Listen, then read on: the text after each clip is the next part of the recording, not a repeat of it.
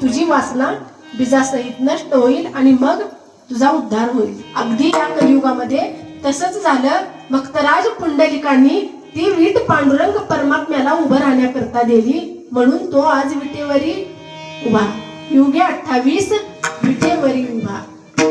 का तर तो पूर्वजन्मातला इंद्र होता. इंद्राने आईला भ्रष्ट केली होती आणि आता तो वीट होऊन चंद्रभागेमध्ये पडला. बरं, तो विटेवरच उभा का असा प्रश्न तरी पडावा ना आपल्याला. तो विटेवरच उभा का, खाली का बसू नये?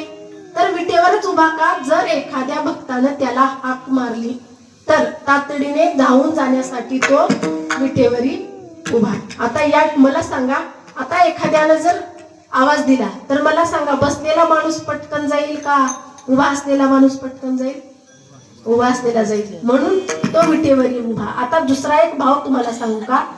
एखादा नौकर आहे आणि एखादा मालक आहे. जोपर्यंत मालक आज्ञा करत नाही तोपर्यंत नौकर खाली बसत नाही. आत्ताच्या नौकराचं नाही सांगत बरं का, पूर्वीच्या नौकराचं सांगते.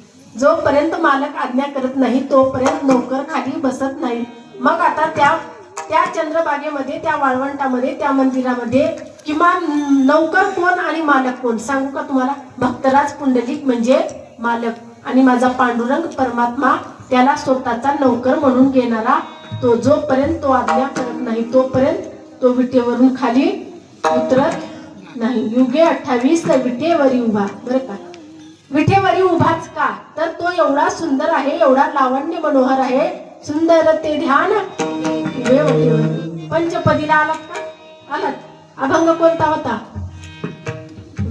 तुम्हाला कशाला आणले म्हणा माय ताई, तुम्हाला तेवढ्या लावून कशाला आणल्यात आमच्या महाराजांना? तुम्ही आम्हालाच विचारला लावून.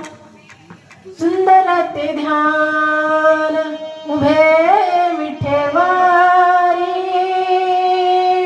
सुंदर ते ध्यान उभे विठेवरी. तो एवढा सुंदर आहे, एवढा कृपाळू आहे, एवढा कनवाळू आहे. जर भक्ताने हाक मारली तर तो तातडीने धावून जातो. उभा तो कुणासाठी आहे? भाविकासाठी. तो उभा